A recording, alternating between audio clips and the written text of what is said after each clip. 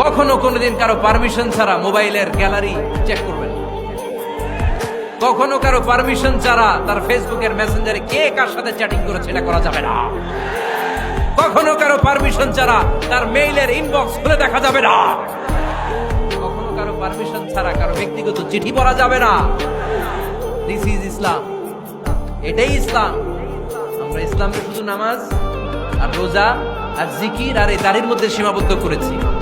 প্রত্যেকের একটা প্রাইভেসি আছে না নাই? Everyone has privacy and no one should interfere in his privacy or in her privacy. প্রত্যেকের একটা প্রাইভেসি আছে না নাই? মানুষ ছোট হলেও তার একটা সম্মান আছে না নাই? এজন্য ছোট্ট বাচ্চাদেরকে কখনো প্যান্ট খুলতে বলবেন না। অনেকে বলে আরে ছোট মানুষ খোল খোল, আরে তুই খোল, এই খোল খোল খোল, তো আছে না নাই?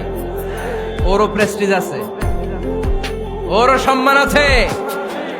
খবরদার, everyone has a personal space and no one should interfere someone's personal space.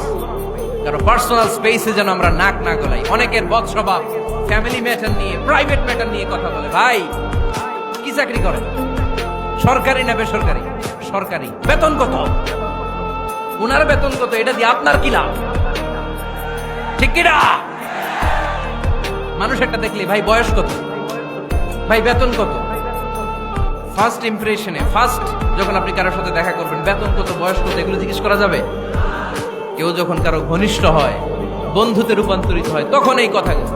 শুরুতেই প্রাইভেট ম্যাটার নিয়ে, পার্সোনাল ম্যাটার নিয়ে খোঁচাখুচি করা যাবে